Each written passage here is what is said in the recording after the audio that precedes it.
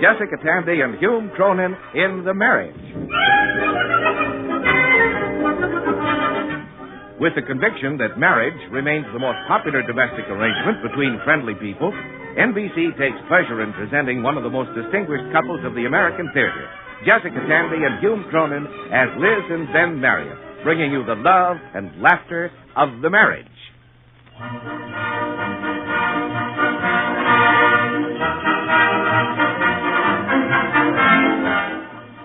There are a number of occasions when I turn maudlin. Among them are weddings, new babies, and Christmas. My annual glow arrives sometime after Thanksgiving and becomes progressively more intense as December wears on. This year it all came to a head late one night when Ben was trying to make our check stubs agree with the bank statement. Naturally, the bank was ahead. I don't understand it, Liz. I can't make it balance. In college physics, you used to multiply by Finagler's constant. Finagler's which?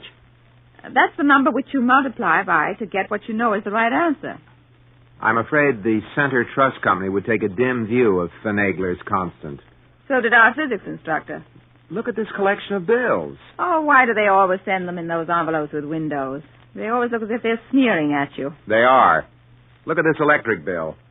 What are we running, the Tennessee Valley Authority? You like your toast dark, darling. Not that dark. Oh, look, Ben, the next bill. A Christmas seal. Ben, I saw my first Santa Claus today. Yeah. I didn't know they came as far south so early. Seriously. I was thinking about Christmas all day. All the things we used to do at home. Sleigh rides, church pageants, presents, having people just drop in. I estimate people just dropping in at an average of $3.50 apiece, $5 a couple. Oh, Ben, you don't mean that. Of course not, darling. But we are stuck this month. Here, Pete's dentist bill. What's he filling those cavities with? Never mind, I know. Gold. Is it that bad? Yeah. Every doctor in town suddenly decides he needs a little something extra for Christmas, so they all send bills. Well, that's what I was thinking this afternoon. It would be so nice to have something extra for parties and really wonderful presents. So I went into Hunt's and applied. For a loan? Hunt's is a department store. No, for a job. They always put on extra people at Christmas. Liz, are you serious? Well, why shouldn't I? Pete and Emily are old enough now, and, well, I think it's a little exciting. While I was filling out the personnel form, I felt as if I were taking college entrance exams again. I hate to think of you in that grind all day. Oh, no, Ben. I walked through the store with all the holiday decorations going up, and I felt as if I were an important part of Christmas.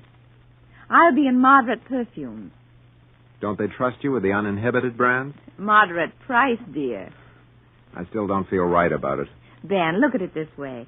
Emily and Pete have to work to save up Christmas money. Why shouldn't I? Yeah, but a full-time job. It's only for a month. It makes me feel 15 years younger. I've been studying the manual. Manual?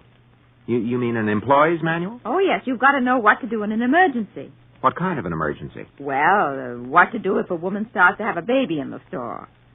Refer her to the infants' wear department? No. You send for the nearest elevator operator. They have medical degrees? They get the store doctor. Oh, I do hope nobody has a baby in moderate perfumes.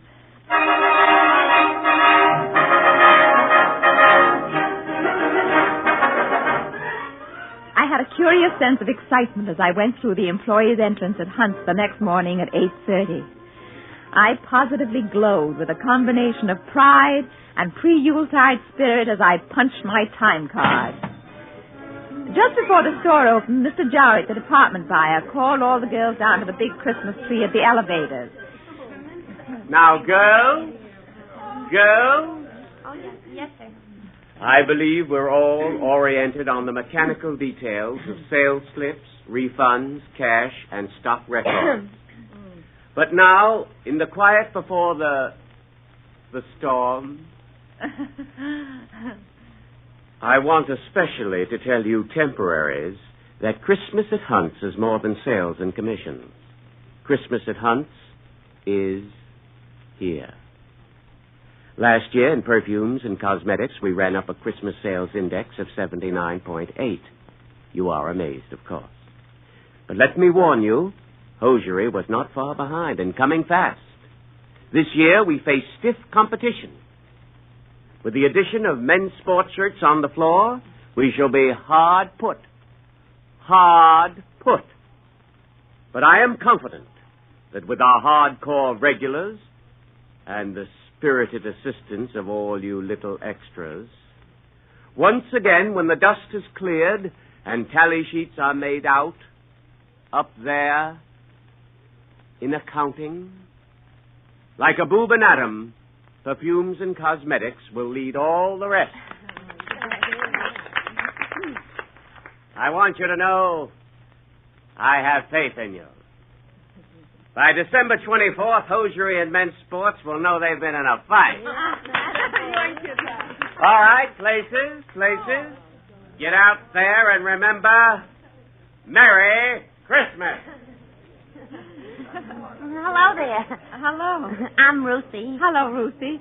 I'm Liz. Joe, it wasn't so bad this year. Does he do that every year? Oh, sure. You should have heard him in 51.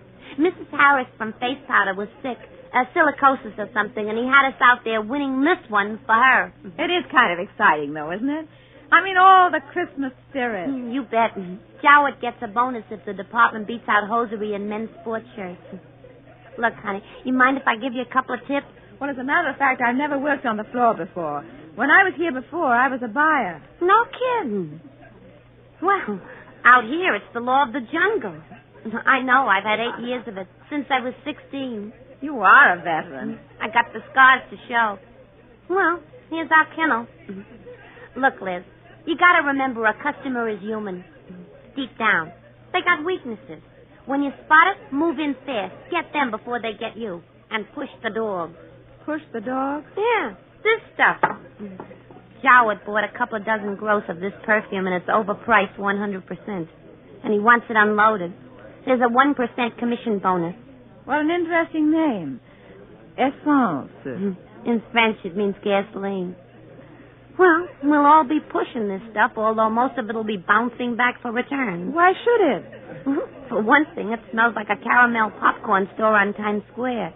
And for another, if you're not careful, the bottle breaks in your hand. Well, why sell it then? 1% bonus, baby. Oh. Well, there's the warning bell. Dig your heels in and fight back. You make it sound so desperate. Honey, when them customers get in here, it's every girl for herself. Kill or be killed. I wonder what would happen if I took a sort of Gandhi position, passive resistance. Oh, that's all right for machine guns or tanks, honey, but not for customers. My goodness. Merry Christmas. What's that? Foghorn Joe, that 14-foot Santa Claus by the elevator. He does that every minute and a half. You'll get used to it, or you'll break. Merry Christmas. I must admit I was a little tired that evening. As a matter of fact, I was exhausted. I kept hearing Foghorn Joe ringing in my ears every minute and a half. Oh, Merry Christmas. I was glad to get home. I thought that here at least, with the children and my family, I could bolster up my faith in the warmth and humanity of Christmas. Liz, look. Up by the arches, Emily. Oh, easy now. Is this right, Mom? With my son? Very soothing. Liz. What did you say, Ben? I've got our Christmas list all organized. Wonderful. I love just thinking about presents. Don't. Oh, Emily. Sorry, Mom. See, I took all the names. I put them on lists. Here, look, Liz. Here they are. These are $1.50, $2.50, $4, and $6. See, I started by dividing everybody into categories and then downgrading across the board. Oh, Ben. Efficient, eh? But you can't do that. You've got to think about each person. I did. You think it's easy deciding whether your Uncle Arnold is a $2.50 or a $4? But that's so mechanical. You mean you think he's really $1.50? Oh, Ben, that's awful. You can't hang a price tag on Christmas. It spoils everything. It's the joy of giving, even to a stranger. You've got to think how you really feel about, well, Uncle Arnold. Oh, I couldn't go that low. Oh, seriously. Christmas giving should come from the heart. Of course it should, darling. But we have got a budget. It just wouldn't be sensible to run into debt. Now, I've got a formula for working it all out based on seniority, relationship, and value of their last year's gift to us. Hey, Mom. What is it, dear? Emily isn't fair. What is it now? She won't tell me how much she's going to spend on my Christmas present. Why should she? So I know how much to spend on her. What's the difference? Look, Pop, money doesn't grow on trees. I'm aware of that. I have to work hard for my money. I know. You think it's easy shining your shoes? Pete, dear, don't you think you could get Emily a present because you just wanted to? Sure. But I don't want to come out on the short end. Mom, I don't think it's fair to get me a present you'd have to get me anyway. Like clothes. If I get a good, warm, sensible muffler, I'll scream. Listen, Emily, give me a hint, huh? Under $2? Under $3? Get something I need anytime. Liz, do you consider Cousin Harry a $4 or a $2.50? I could tell that the unselfish, kindly spirit of Christmas was everywhere. The days that followed at the store were a touching testimonial to the power of the Yuletide to bring out the humanity in everyone. Drop that perfume, you sweet. It's mine. Miss, will you wrap this, please? Don't you do it, miss. I saw it first. Really, lady. Don't you push me. If you think I'll let you elbow me out into the aisle, but I was here first. You don't own this counter. Lady, please. Could we have a sense of job like in basketball? Don't you poke me with that umbrella. Well, I will if you push me Now, again. stop it. Stop it, both of you. I'm ashamed of you. Don't you realize it's Christmas time? Aren't you ashamed to be fighting like children? Well, I never in my... The help they have these days. Fresh. I'm going to complain to the section manager. Wait a minute, dear. I'll go with you. I've never been so insulted in my life.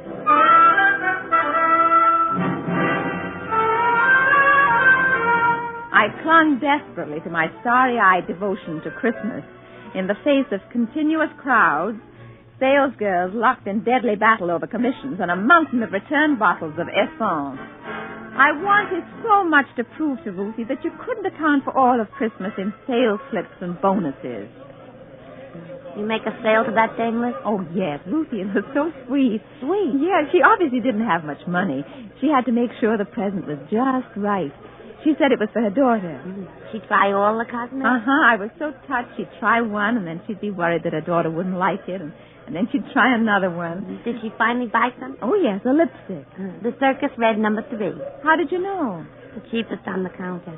Honey, I got news for you. That dame is here every day. She is? Sure, she comes in and applies a complete makeup job from the samples. This isn't a department store to her. It's a free beauty parlor. Oh, Merry Christmas.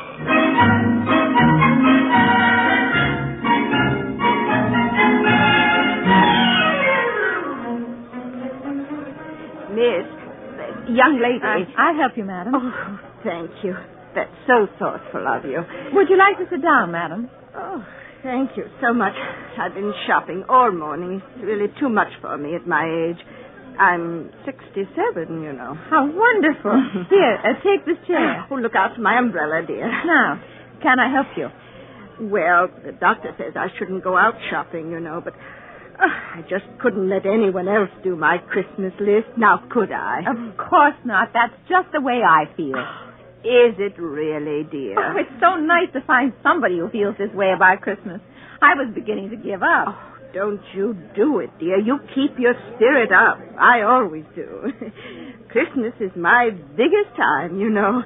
Oh, now that's pretty. Mrs. Marriott. I beg your pardon? I'm Gargan, store detective. I saw you stole the old lady. Stole her, but... Recognize her, hmm? Oh, no, you don't, Hattie. Stay right here. Let go of me, you big ape. But... Sure, this umbrella Hattie. Every store in town's been on the lookout for her. That umbrella's loaded with jewelry and high-priced fountain pens. But she said that Christmas... Is her busiest time. Let me go. Come on, Hattie. Put it all back. Let go of me before I stamp the toes right off those flat feet. Oh, Merry Christmas. By the time the 24th of December rolled around, I had decided that Dickens had been manifestly unfair to good, old, sensible Scrooge, and that the Cratchit family were probably ne'er-do-wells who got that way by squandering their money annually on shamefully extravagant Christmas falderols. Finally, there was only minutes to go before the ceasefire. Boy, oh boy. How are your feet, Liz? Numb. You're lucky. I'll give you a card to my chiropodist. Thanks. Ah, there it is. Reprieve. Thank goodness. Oh, I can't wait to get home. Miss, miss, can you help me? Oh, no. I just rushed down here. The door was locked, but I tapped on it with a quarter and they let me in. I've just got to get some last-minute gifts. You go ahead, Ruthie. I'll take it. Gee, thanks, Liz. They're just a few last-minute gifts. This list... Oop, dropped the fourth page. Shall we begin at the beginning, sir? Oh, yes, I realize you're closing, but I just had to... Well, now the first is Marcia. Perfume? Well, what do you think? I don't know. Look, sir, it's after 6. Oh, but of course you don't know Marcia. Let me tell you about Marcia.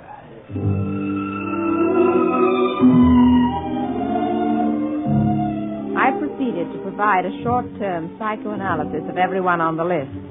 And to get even, I sold him a giant bottle of essence for the last 10 names. Finally, the last embattled customer had been back toward the doors and, still snapping, herded out into the street. Girls? Girls? Come on, Liz. This is Jowett's big moment. If we don't get there in a hurry, we'll miss the night before Christmas. Oh, God. Girls? Well, it's all over again for this year. I know you all want to hurry home. But just a word before you go. I want you to know I appreciate everything you've done. And I'm sure that you'll all be glad to know that as of noon today, Perfume and Cosmetics was leading hosiery by 7 points. Wow. With men's shirts tailing far behind. Yes. Now, I have a little something for Christmas that I want to pass out. I know you'll all enjoy it. A pocketbook-sized bottle of Essence. Of course, there isn't enough to go around, so it's just for the regulars. The extras can pick up their layoff slips on the way out. Drop dead. Merry Christmas.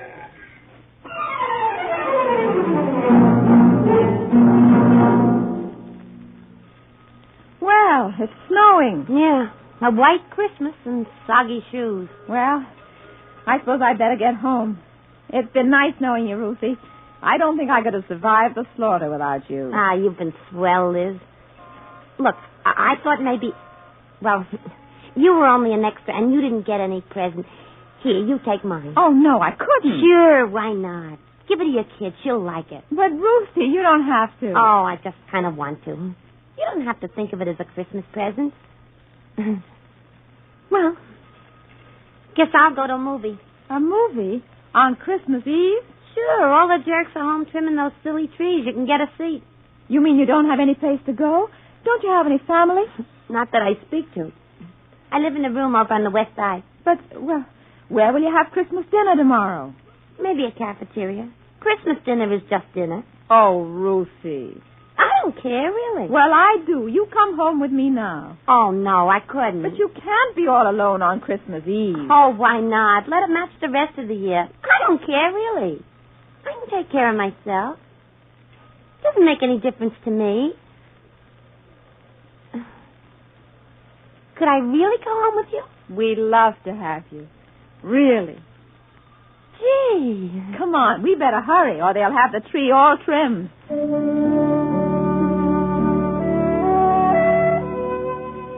There was a holly wreath on the door as we went in, and the smell of the fir trees filled the whole house.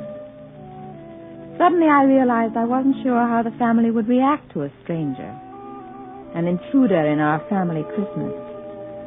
I closed the door slowly behind me. Ben? Emily? Hi. Pete, this is Ruth. Hello. She didn't have anybody to... Well, I brought her home for Christmas Eve. How do you do? Maybe I better go, Liz. I mean, after all, it's for your family. I don't really belong. Let me take your coat, Ruth. Do you sing alto or soprano? She can sit next to me. Gee, I'd love to. I'd love to. Somehow, once again, the magic had taken place. The cash registers, the advertisements, the dollar signs faded away, and we had Christmas with us. Then Pete plugged in the lights on the Christmas trees. Well, Look. all right, eh? And Ben got out the old leather-bound Bible that used to be Father's and Grandfather's before him. It was Christmas again. And it came to pass in those days that there went out a decree from Caesar Augustus that all the world should be taxed. And all went to be taxed, everyone into his own city. And Joseph went up from Galilee out of the city of Nazareth unto Judea, unto the city of David, which is called Bethlehem, because he was of the house and lineage of David, to be taxed with Mary, his espoused wife, being great with child. And so it was that while they were there, the days were accomplished that she should be delivered. And she brought forth her firstborn son, and wrapped him in swaddling clothes, and laid him in a manger, because there was no room for them in the inn. And there were in the same country shepherds abiding in the field, keeping watch over their flock by night. And lo, the angel of the Lord came upon them, and the glory of the Lord shone around them, and they were sore afraid. And the angel said unto them, Fear not, for behold, I bring you tidings of great joy. For unto you is born this day in the city of David a Savior, which is Christ the Lord. And this shall be a sign unto you. Ye shall find the babe wrapped in swaddling clothes, lying in a manger. And suddenly there was with the angel a multitude of the heavenly host, praising God and saying, Glory to God in the highest, and on earth peace, goodwill towards men. Emily? What child is this who lay to rest on Mary's lap is sleeping, whom angels greet with anthems sweet, while shepherds watch are keeping.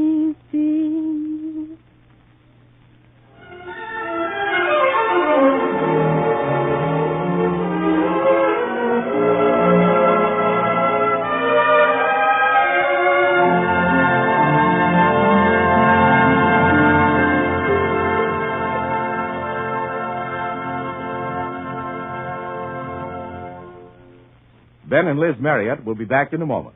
In the meantime, let us extend an invitation to all of you to drop by next week at this time for another half-hour observation and transcription of The Marriage, written by Ernest Kenoy. The NBC Radio Network offers its congratulations to two members of the family, Miss Candy and Mr. Cronin, on their fine performance in Sidney Howard's comedy, Madam, Will You Walk, playing now in New York at the Phoenix Theater.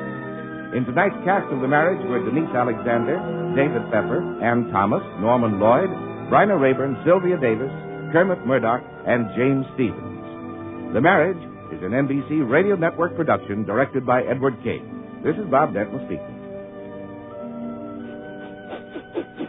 What are you sniffing, Ben? Are you eating popcorn in bed? No, it's essence. I put some behind my ear. Delicious. Merry Christmas, darling. Merry Christmas.